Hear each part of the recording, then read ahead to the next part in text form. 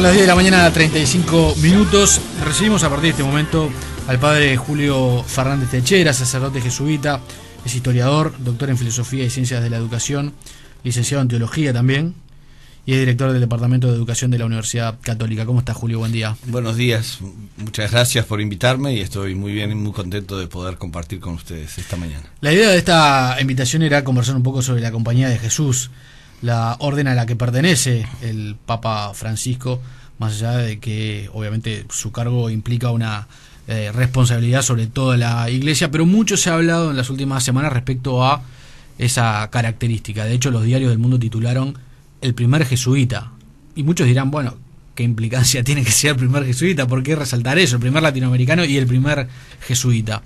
¿Qué significa eso?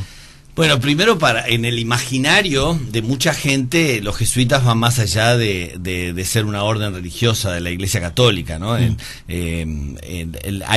lo que se llama un mito jesuítico o antijesuítico que tiene muchos siglos, y entonces incluso gente que está que no pertenece a la Iglesia o que no tiene mucho conocimiento, sí tiene el referente de los jesuitas. Entonces, en muchos lugares eso de poner el primer jesuita tiene resonancias, ¿no? Además, en la historia de la Iglesia se hablaba siempre que además estaba el Papa Blanco y estaba el Papa Negro, que era el general de los jesuitas, que lo ponen como una especie de poder alternativo, que no tiene nada que ver con la historia, eso es la realidad, pero sí con el mito jesuítico. Entonces, eso por un lado. Y por otro lado, en las últimas décadas hay también como una especie de fabricación de algo como la compañía, como una especie de alternativa o de visión distinta, que tampoco es exactamente así. Hay casos, la compañía está completamente unida a la Iglesia y bajo la autoridad del Papa, y lo ha estado siempre, más allá de que haya momentos en que hay situaciones de algunas actuaciones de jesuitas que pueden generar tensiones, rispideces, pero entonces, claro, es la primera vez que hay un jesuita que llega a ser papa, que es elegido papa, ¿no? Entonces, tiene que ver con eso. A mucha gente le despierta desde las novelas, que hay muchas novelas donde aparecen los jesuitas, hasta las películas como La Misión, o El Manto Negro, o aquella Shogun que había japonesa, que aparecían también los jesuitas. Entonces, tiene que ver algo con la cultura. Pero hay como en esa cosa media mística, había una creencia de que nunca un jesuita iba a llegar a papa. Para empezar, porque no es, en los últimos 200 años no es nada frecuente que un religioso sea papa. ¿Qué significa eso? Eso quiere decir, la Iglesia, los sacerdotes en la Iglesia hay de dos tipos. Unos que se llaman sacerdotes seculares, son aquellos que entran en las diócesis y dependen de los obispos, que tienen determinadas promesas, pero no son estrictamente religiosos, no viven en comunidad, no tienen voto de pobreza, en el sentido de que pueden tener bienes propios, están unidos a una diócesis, no pueden pueden irse con permiso, pero normalmente no son enviados a otros lugares. Y luego está lo que se conoce como el clero regular o religioso, que son sacerdotes que pertenecen a comunidades. Ahí están los franciscanos, los dominicos, los benedictinos, los salesianos, los jesuitas, y montones más, ¿no? Entonces, en los últimos, desde 1831, que fue elegido Gregorio XVI, que era camaldulense, una orden muy poco conocida, ese fue el último papa religioso que hubo. Todos los demás, desde Pío IX hasta Benedicto XVI, eran sacerdotes seculares, que pertenecían a una diócesis y que eran elegidos. Entonces, sí, en el pasado hubo benedictinos, hubo dominicos, hubo franciscanos, pero no es, en los últimos 200 años, no es muy normal que haya un papa proveniente de una orden religiosa. En la Compañía de Jesús nunca había habido. Entre otras cosas porque hasta muy recientemente era muy raro que un jesuita fuese obispo y por lo tanto cardenal. ¿Por qué? Porque San Ignacio no quería que hubiese ni un jesuita obispo ni un jesuita cardenal, y durante su vida luchó en contra y logró, y después fueron bastante muy pocos, ¿no? Eso tiene que ver con el siglo XVI. En el siglo XVI, cuando se funda la orden, los obispos los elegían los príncipes, y además los obispados estaban unidos a rentas y a determinados elementos de poder que San Ignacio quería evitar completamente que se metieran dentro de la compañía. Y entonces San Ignacio nos hace hacer un voto, que todavía lo hacemos, en que no aceptaremos ningún cargo que no sea dado por alguien que te pueda obligar bajo pecado, es decir, que tenga autoridad religiosa. Hoy lo que pasa es que el Papa es el que hace todos los nombramientos, entonces es obvio que cuando te eligen hay que rendir cuentas con el Papa. Entonces, en general eso. Pero aún así la compañía tenía siempre un cuidado muy grande en no aceptar, y de hecho hasta las últimas décadas era rarísimo que hubiese un obispo jesuita, ¿no? Bueno, Bergoglio de hecho fue el primer jesuita arzobispo de Buenos Aires, el primer arzobispo de Buenos Aires y el segundo obispo en toda la Argentina. Ajá. Antes que él, Monseñor Piña, que todavía vive, que fue obispo de Puerto Iguazú, y después ha habido dos más. Aquí en Uruguay ha habido en los últimos 35 años hubo 3 jesuitas. El último es Monseñor del Castillo, que ahora está en Cuba. En España por primera vez hay un obispo ahora que es auxiliar de Madrid. En toda la con la cantidad de obispos que tiene España nunca había habido. En Italia el cardenal Martini, que fue un nombramiento muy directo de Juan Pablo II. Entonces en Francia no sé nunca que haya habido un jesuita obispo, o sea, no era frecuente. Y entonces, ¿por qué Bergoglio llega a papá? Y bueno, pensaba que es porque lo hicieron primero obispo auxiliar, después arzobispo de Buenos Aires, y bueno, eso es una de las sedes que normalmente son cardenalicias, y bueno, fue cardenal y ahí estaba. Una vez que uno es cardenal, puede ser elegido. Es como estar en el plantel, puede ser titular. Ya se va reduciendo el número de posibilidades, y fue muy sorprendente porque por la edad que tiene nadie esperaba que fuera elegido en este momento. Sí se especuló mucho en el 2005. Era un hombre ya en aquel momento de 68 años, era otra edad, pero ahora no, fue una sorpresa para todos, ¿no? ¿Quiénes son los jesuitas?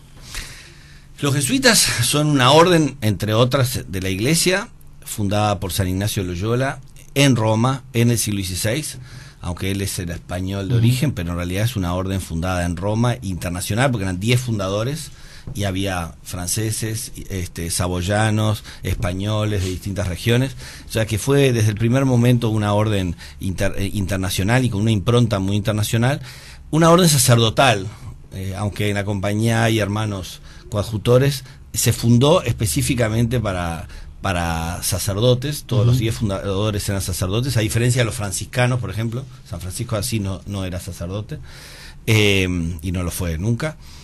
Y muy unida al Papa, o sea, la compañía nace porque estos 10 sacerdotes se ponen a disposición del Papa para que él los envíe donde quiera.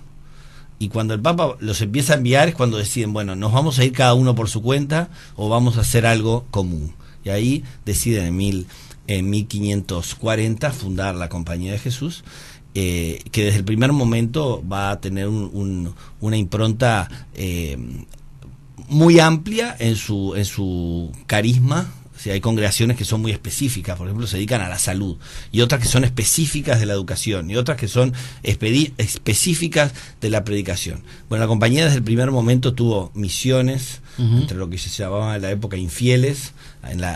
San Francisco Javier se va hasta la India, el Japón, y muere en las puertas de China.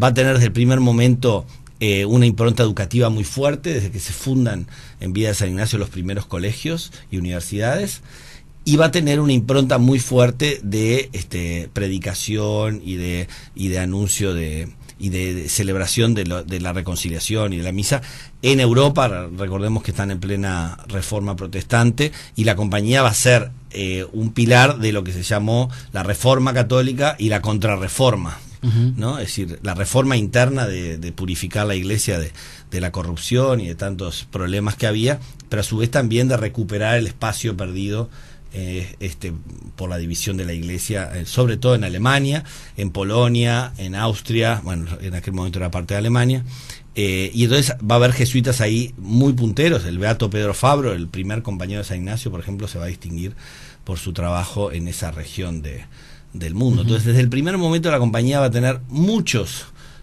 tareas distintas, Y entonces lo que le va a dar unidad sobre todo es lo que nosotros conocemos como la espiritualidad ignaciana, ¿no? Es decir, la manera en que nosotros tenemos de vivir el Evangelio y seguir a Jesús según el modelo de San Ignacio de Loyola.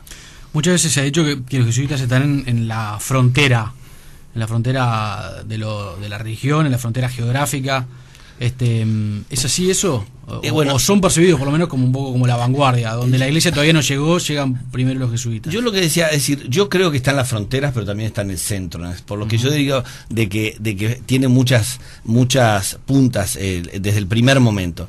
En las fronteras estaba San Francisco Javier cuando se fue a la India y al Japón y murió en la puerta de China queriendo entrar a aquel imperio, al que luego entró un famosísimo jesuita, es Matteo Ricci, y que hizo un trabajo de diálogo y de meterse en la cultura china y aprender todas las costumbres, transformarse en un mandarín chino para ahí poder dialogar con esa cultura y anunciar el Evangelio. Ahí había frontera, pero también estaban los que estaban en Europa, en un colegio, en el medio de una ciudad, en la Europa católica, enseñando niños, adolescentes, al latín, griego, historia y geografía, ¿no? Entonces, creo que la compañía tiene como parte de su carisma ir allí donde hace falta, abrir puentes, abrir lugares. Lo ha hecho desde el comienzo y aquí en América Latina lo sabemos, lo que fueron las misiones del Paraguay, pero de esas mismas misiones hubo en el sur de Chile, en la Baja California, en la zona de Venezuela contra la selva amazónica. Los jesuitas desde el primer momento, una formación muy sólida, sí es una de las características de la compañía, muy marcada, que es la gran formación espiritual, pero intelectual también de sus miembros, y de mandar a esa gente muy preparada intelectualmente a esos lugares, ¿no? Porque Ricci era matemático, era historiador, era en aquella época que se podían hacer muchas más cosas. Entonces es notable ver jesuitas que hacen los primeros diccionarios de chino y latín, chino, italiano, guaraní, español, y de tantos otros lugares, porque esa formación tan sólida, a veces son músicos, a veces son arquitectos, a veces son pintores, permitía tener un diálogo mucho más nutrido, que a veces otras congregaciones religiosas no lo tenían, ¿no? Hacían misiones, pero no tenían como tan claro eso. Y muchas veces fue incomprendido. Todo el tema de China fue una polémica que duró casi 100 años, lo que se llamó los ritos chinos, porque había congregaciones y sacerdotes que consideraban que los jesuitas cedían lo esencial. O sea, con tal de convertir a los chinos, cedían en cosas que no se podían ceder.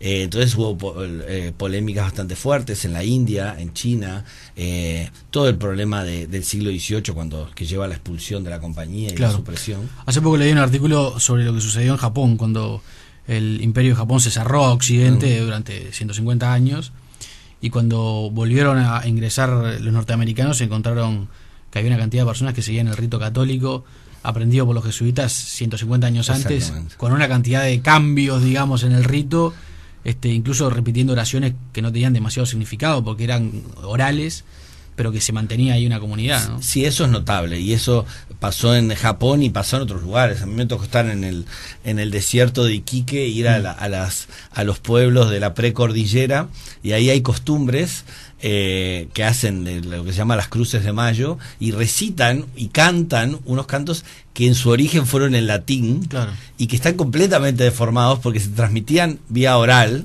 y cuando los pusieron por escrito no tenían ni idea de lo que estaban escribiendo. Entonces es notable irlo leyendo, pero es precioso el que se haya mantenido, a pesar de que no había sacerdotes, a pesar de que no sabían leer y escribir, a pesar de todo eso, lo que aprendieron lo mantuvieron. Y en Japón fue un caso emblemático porque estuvieron 150 años aislados, ¿no? Claro.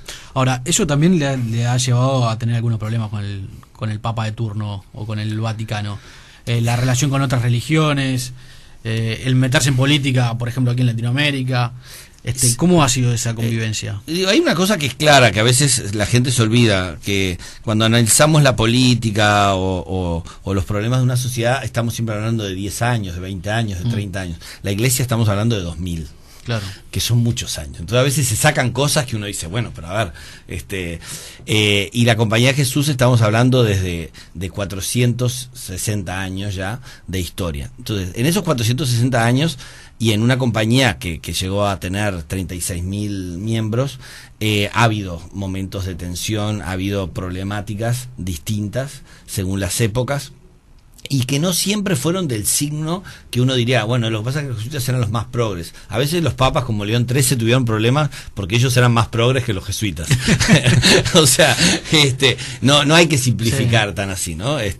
Y tampoco tuvo con toda la compañía, pero con algunos lugares, sobre todo en España, tuvo tensiones bastante fuertes porque el Papa y el nuncio eran mucho más dialogantes con la sociedad liberal de la época que lo que eran los jesuitas españoles que estaban en ese momento. Entonces sí va a haber varias a lo largo de la historia. Por algo la compañía fue suprimida por el Papa en 1773, ¿no? Que es un fenómeno bastante complejo que tiene que ver con intereses también de las monarquías absolutas de ese momento, que tiene que ver con la Ilustración, que tiene que ver con enemigos que los jesuitas también se generaban porque estaban en situaciones muchas veces de poder. Durante 150 años los jesuitas son los confesores de los reyes europeos, ¿no? En Francia, en España, en los pequeños reinos italianos, en Austria. Entonces eso también daba situaciones de poder, y a veces no eran los jesuitas, era el confesor jesuita que tenía mucho poder, pero pagaban todos, porque a veces no seguían esos confesores las indicaciones de las autoridades de la compañía. Entonces sí que ha habido muchas veces tensión, y bueno, y tan fuerte hasta ser suprimidos por un papa, ¿no? Claro. Y que sobrevivieron gracias a Catalina de Rusia, que como no era católica, no obedeció al papa y prohibió que se cumpliera el decreto en el Imperio ruso. Eso es lo que hizo que la compañía sobreviviera. Ahí hubo un momento de crisis profunda. Y siguiendo en el tiempo, con Juan Pablo II también hubo alguna crisis profunda. No sé si profunda, pero alguna crisis importante. Hubo una crisis muy fuerte. Bueno, no solo fue con Juan Pablo II, hay que decirlo. Primero es que lo que se llamó el posconcilio, después del Concilio Vaticano II, todos sabemos, hubo a nivel mundial una gran crisis, porque es todo el tema de Mayo 68, de los movimientos estudiantiles, de los movimientos guerrilleros en muchos lugares, de la represión, de las dictaduras, etcétera. O sea, que estamos hablando de unos 20 años muy convulsos en la historia mundial, y para la Iglesia muy fuerte, una crisis muy fuerte, ¿no? Venía de una estructura muy firme, muy dura en algún sentido, y el posconcilio abre las puertas y cada uno interpreta de ese concilio lo que le pareció, no digo lo que se le daba la gana, lo que creía que era. Y ahí hubo actitudes de todo tipo, y eso en la compañía repercutió fuertemente. Y hubo muchos problemas con situaciones de jesuitas y de las decisiones que tomaban en distintos lugares del mundo. Y eso repercutió en el vínculo con Pablo VI, con Juan Pablo I y con Juan Pablo II. Digo esto porque Pablo VI también intervino en la compañía muy fuertemente en la Congregación General 32, y cuando los jesuitas querían modificar lo que se conoce, el documento básico de la compañía, que se llama la fórmula del instituto, Pablo VI interviene y llama al general Arrupe y le prohíbe absolutamente que se toque ni una coma de esa fórmula del instituto, que sigue siendo vigente hasta hoy, pero que se podría haber tocado en ese momento. Juan Pablo II, fíjense que Juan Pablo I estuvo un mes de papa, pero se murió el día antes, que tenía una reunión con los procuradores jesuitas que estaban en Roma, que eran los delegados de las provincias, y ya estaba escrito el discurso que les iba a leer, y Juan Pablo II se lo mandó al padre Arrupe, ese discurso, y ese discurso era un discurso crítico de algunas cuestiones que tenían que ver con la compañía y cómo eso se vivía. Y Juan Pablo II se lo envía y dice, esto es como si lo hubiera dicho yo. O sea, la tensión no fue solo con Juan Pablo II. Pero el tema ahí tuvo que ver con, había un no entendimiento en algunas cosas entre la Santa Sede, que es el Papa, pero también sus colaboradores, y el padre Arrupe, que era el general de la compañía, en estilos distintos. La Santa Sede consideraba que el padre Arrupe no era suficientemente firme y claro con sus nosotros decimos súbditos, pero no es un lenguaje interno. Hablamos de superiores y súbditos. No tiene connotaciones de monarquía, pero funciona así.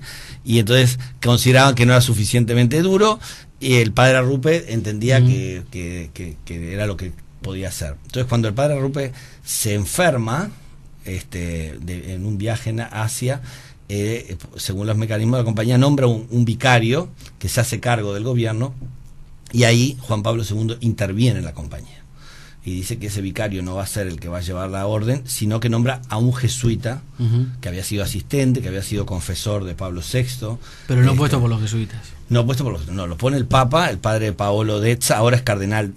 No sé si falleció o no, la verdad, eso me lo perdí, pero bueno, si vive, tiene como 100 y algo de años.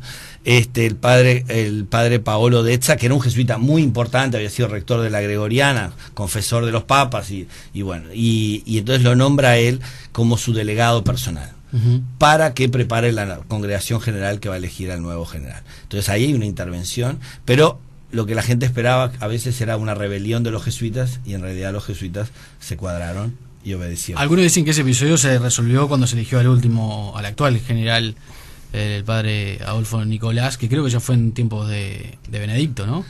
Sí, pero... Que me llamó la atención porque después de del cónclave que lo eligió, leí algunas declaraciones, creo que era de un jesuita mexicano que participó del cónclave, que decía: nosotros somos fieles al Papa, pero no somos guardias suizos. Bueno, no sé. Sí, es verdad que no somos guardias suizos. No sé qué quiere decir con eso, pero la congregación general, que nosotros no le llamamos cónclave, pero porque no es así tan cerrado, la congregación general, cuando eligió esa interpretación tiene que ver con que algunos piensan que, bueno, que cuando se eligió al padre Kolbenbach, que fue el anterior, no era el candidato del Papa. Estoy diciendo lo que se dice, no estoy diciendo que fuera así, que el candidato del Papa era otro jesuita, el padre Giuseppe Pitau, que ahora es arzobispo, que era el ayudante del delegado personal del Papa, y que había sido provincial en Japón, también había estado como el padre Arrupe en Japón, y que no eligieron a él, y eligieron a otro, que era el padre Kolbenbach, que era un hombre muy moderado, pero no era el candidato de la Santa Sede, digamos. Claro. Y que estuvo 25 años. Entonces, pero en realidad durante todo ese tiempo en el que yo he estado en la compañía, la situación de gobierno de la compañía ha sido completamente normal. No estábamos en un estado de excepción. Bien, vamos a hacer una tanda, Julio, y a la vuelta vamos a hablar sobre este Papa, sobre Francisco. Presentó Hospital Británico, la mejor medicina prepaga de cobertura integral del país. Abrí la valija y llenala de aventuras. Agregale un montón de ganas, de sueños y una pizca de sorpresas. Cerrala bien fuerte y aprovecha el tiempo. Tiempo para sorprenderte, para conocer lo que siempre soñaste, para descansar donde quieras. Es un consejo de SEM. Informate de nuestro servicio de asistencia en viajes por el 2-711-2121. Cobertura parcial de asistencia médica. En Pinturas Calizay, Montevideo, tenemos estas ofertas para vos. Pintura 2 en 1 para interior exterior plus, 18 litros, 1.250 pesos. Membrana líquida Calitech, 20 kilos, 1.985 pesos. Fondo blanco para placas de yeso, 18 litros, 1.060 pesos. En Pinturas Calizay, Montevideo, disfrutamos pintando. Avenida Italia 3996, con estacionamiento propio. Teléfono 2-613-7080. Envíos a domicilio sin cargo. AT, Soluciones Tecnológicas. Permite a su empresa reducir costos y aumentar la productividad. Nuestras especializaciones son virtualización, soporte y administración de su infraestructura, seguridad, soluciones on demand. AT, Soluciones Tecnológicas. Solidez y experiencia dedicados al desarrollo permanente de su empresa. Visítenos en at.com.uy. Juancho vive en Barcelona y Martín está en Japón. Se encuentran todas las noches en retruco.com. www.retruco.com. El Vale 4 de Web 2000. Seguí avanzando. En abril comienzan las carreras de posgrados ejecutivos en la Escuela de Desarrollo Empresarial de la Universidad de la Empresa. Comunicación corporativa, recursos humanos, habilidades gerenciales, dirección de marketing, UD, marca de excelencia. Informes www.ude.edu.uy. En Indumex valoramos su esfuerzo y todos sus valores, sobre todo aquellos que hoy son una virtud, transformándonos en una ágil empresa de servicios financieros. Indumex, el valor de su confianza. Una nueva era en servicios financieros. Montevideo, Salto, Rivera, Colonia y Punta del Este. Ahora también en Montevideo Shopping. MP, medicina personalizada. Líderes en medicina privada.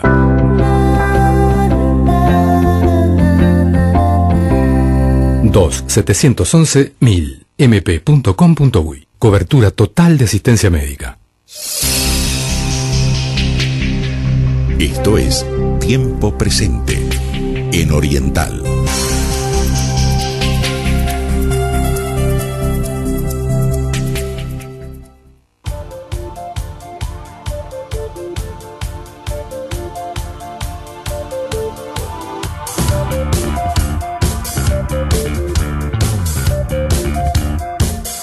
Once de la mañana en punto, estamos con el padre Julio Fernández Techera, sacerdote jesuita, historiador, doctor en Filosofía y Ciencias de la Educación, licenciado en Teología y es director además del Departamento de Educación de la Universidad Católica. ¿Qué se puede esperar de Francisco? Bueno, el nombramiento del Papa Francisco fue muy sorprendente para todos y realmente una de las preguntas que uno se hace es qué es lo que los cardenales, que fueron los que lo votaron, estaban buscando, ¿no? Como queriendo ver ¿por qué? Porque tiene 76 años, porque no es un hombre que goza de la mejor salud del mundo, porque nadie lo esperaba y porque no podemos esperar un pontificado muy largo. No solo por el tema de edad, sino porque con el precedente del Papa Benedicto XVI, claro, que renunció, no es que se va a quedar, podría vivir 20 años más a lo mejor, pero no creemos que vaya a ser ese un poquito la tónica. ¿Tú crees que lo de Benedicto es un antecedente fuerte, digamos, para que otros sucesores también renuncien? Totalmente. Yo estoy convencido que marca lo que va a ser la tónica general. Claro. Es una opinión mía, pero por eso creo que a veces se dice no se elija gente muy joven que después dura mucho. Claro. Pero ahora creo que no va a ser así. No solo eso, porque Benedicto renuncia casi al borde de los 86 años, pero porque había sido elegido a los 78. Claro. Pero probablemente haya otros que renuncian a los 80 o a los 75, como hacen todos los obispos, ¿no? Claro. Dependerá del talante de cada uno.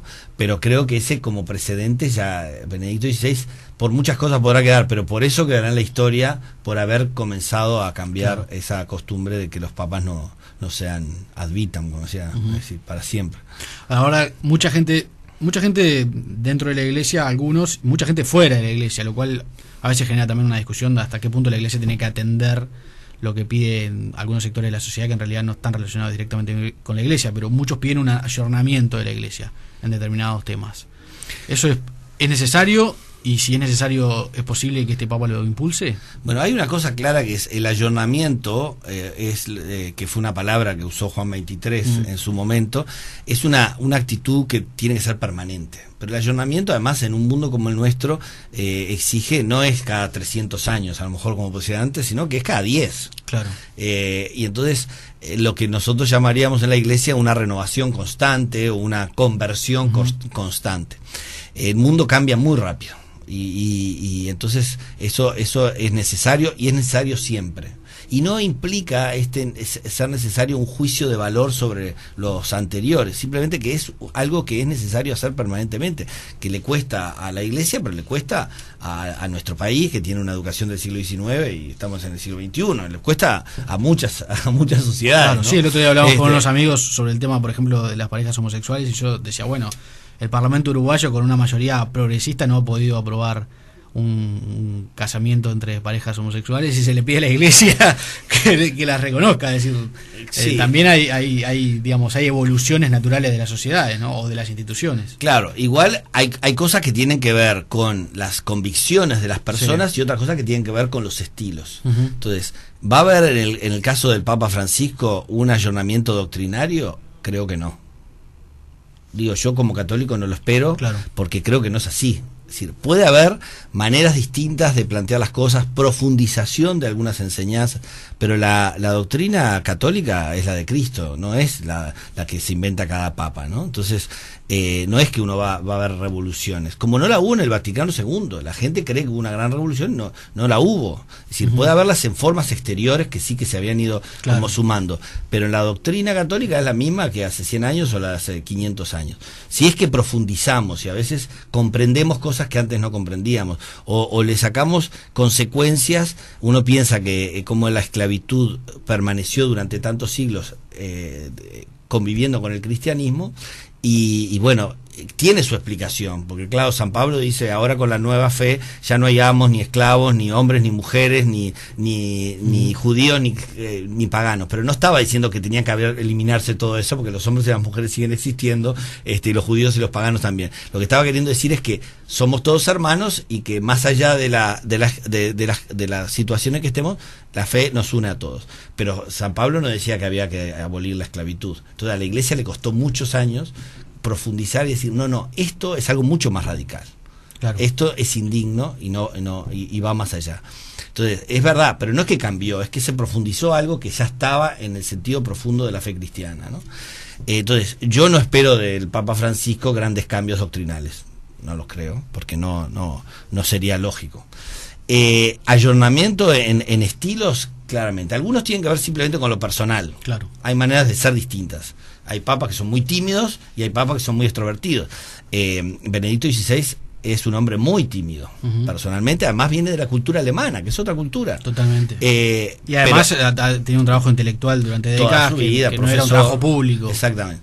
Juan Pablo II era un hombre muy extrovertido y con un manejo de vínculos con las personas mucho mayor que el del Papa Francisco actual, que es un hombre de bajo perfil y es un hombre que ahora está haciendo porque está casi esforzado, pero si uno ve cómo era él como arzobispo de Buenos Aires, un hombre que se lo veía muy poco. Él iba a las villas y todo eso, pero no se mostraba en los medios, etcétera. Bueno, algunos dicen que Benedicto XVI, si hubiese sido papa en el siglo XIX, no pasaba nada. El tema es que hoy la televisión, la internet, la sobreexposición, hacen que se le reclame otra cosa, ¿no? Totalmente. Pío XII, para decirlo, en el mitad del siglo XX, los últimos 5 años prácticamente no se lo vio. Claro.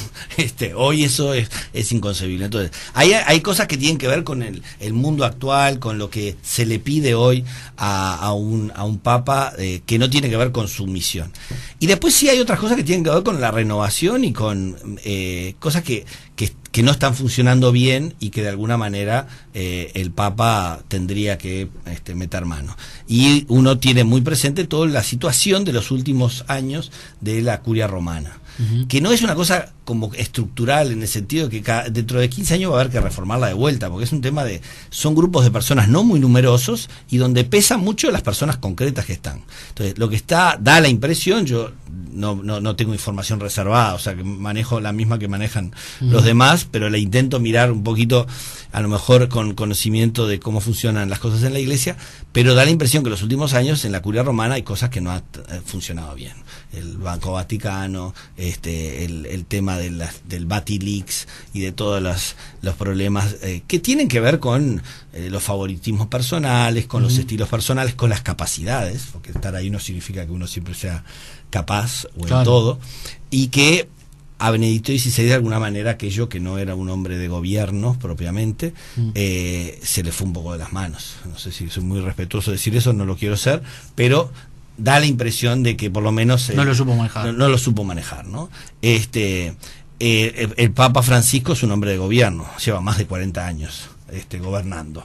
La diócesis, los jesuitas antes, el teologado de los jesuitas, que en una época en que eran 150, o sea, siempre ha sido un hombre de gobierno. Más bien de perfil bajo y más metido hacia adentro, pero un hombre de gobierno. Entonces, me imagino que algo de eso tiene que enfrentar en este momento, que además es un momento, por otro lado, no tan complicado, porque las personas que están a cargo son gente muy mayor, ¿no? El secretario de Estado tiene 78 años. No es que tenga que estar... la renovación es necesaria y es la que toca en este momento. Y después tiene que ver con los gestos y con los signos que vaya haciendo hacia afuera, ¿no?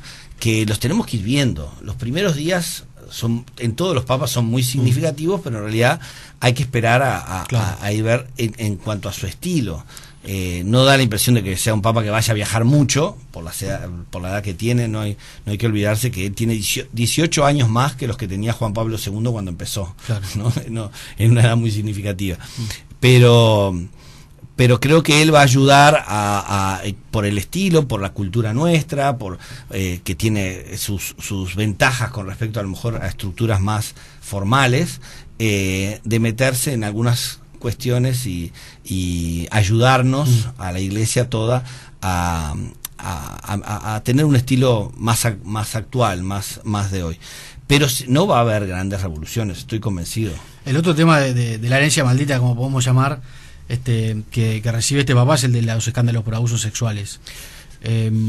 ¿Ahí Benedicto fue débil a la hora de tomar resoluciones?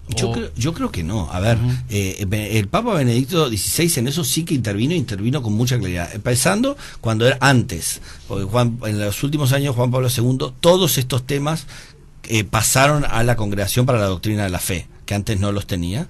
Y él ya empezó a preparar las cosas a lo que luego iba a aplicar durante su pontificado. Eso yo sí lo vivo internamente. Nosotros hoy nos recibimos el tema de los protocolos, de los criterios, de la claridad, como no había hace 20 años o 30 años. ¿A qué te referís con eso? A cómo actuar, qué pasa si hay una denuncia de abuso, si no la hay. Hay un protocolo interno. Sí. Hay varios protocolos internos, depende de la institución. No es lo mismo que uno tenga un cargo de gobierno, claro, que sea. Todos tenemos protocolos, pero después están los protocolos, digamos, para determinadas instancias, y no solo para los sacerdotes, sino para todas las personas de gestión de nuestras instituciones. Por ejemplo, en el caso de la compañía, las instituciones educativas, todos los directivos están informados de ese protocolo. En las instituciones tiene que haber alguien a quien se hacen las denuncias si hubiese algún tipo de este caso. Y además hay algo que, por supuesto que los casos, como fueron terribles y fueron muchos, siguen saliendo cosas en juicio, pero en general están todos referidos a, no es que se siguen produciendo, no digo que no haya ninguno en el mundo porque es muy grande, pero no es que las denuncias estén ocurriendo sobre casos ocurridos hace 3 años o 4, estando Benedicto XVI de Papa.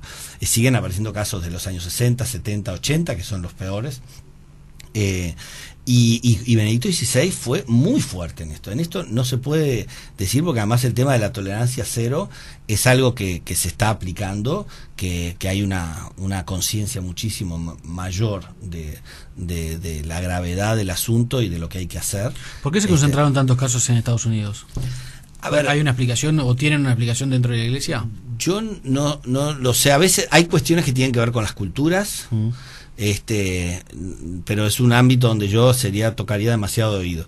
También tiene que ver en Estados Unidos con un caso de dinero, o sea, que tiene que ver como con todos los juicios de Estados Unidos. Sí, en Estados Unidos hay un beneficio, claro, hay una industria del juicio y hay unos beneficios económicos que en otros lados no. En otros lados te podrán condenar al pederasta a prisión, pero la víctima no recibe nada de dinero. Y eso cambia las cosas.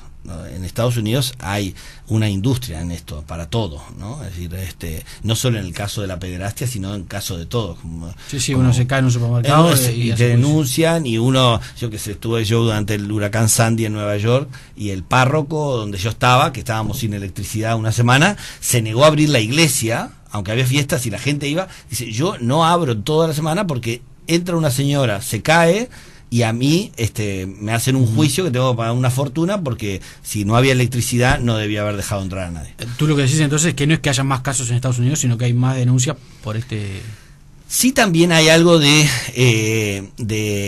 lo que yo digo cultural y hasta ideológico. Llama la atención que en los países latinos hay muchísimos menos denuncias que en los países anglosajones.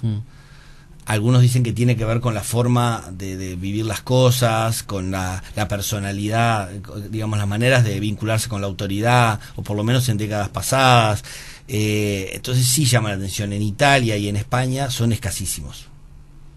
Claro. Y en cambio en Inglaterra, en Irlanda y en Estados Unidos son altísimos. Entonces... Sí, pero creo que eso es algo que tienen que estudiar los sociólogos realmente, y los psicólogos y todo, si hay alguna correlación, cultura o formas de educación. No nos olvidemos, mucho de lo que pasó en Irlanda se juntó ahí en las denuncias lo que tenía que ver con pederastia con lo que tenía que ver con violencia, cuando todos sabemos que la cultura anglosajona, los castigos físicos en todas las instituciones educativas fueron hasta ayer, ¿no? Es decir, y todavía hay fuertes grupos en Inglaterra que defienden que los maestros puedan castigar físicamente a los alumnos. Entonces, ahí en Irlanda, que fue muy doloroso, se juntaba completamente las dos cosas que eran muy distintas, porque no era lo mismo una cosa que la otra, ¿no? Claro. Culturalmente, además, y ni que hablar desde el punto de vista ético. El nuevo Papa implica armar un equipo de trabajo, además. ¿Pensás que se va a rodear de gente nueva, de gente quizás latinoamericana, más cercana a él, o no necesariamente? Él hace mucho tiempo que como cardenal obviamente está en contacto con la curia en el Vaticano, pero... La verdad es que eso yo no lo sé, porque como yo no conozco personalmente a Bergoglio, no sé, él era un hombre que aunque viajaba poco, salía poco de Buenos Aires, sí viajaba a Roma varias veces al año, porque los cardenales de todo el mundo están unidos a lo que llamamos nosotros dicasterios o congregaciones, y entonces tienen que ir a Roma a trabajar, digamos.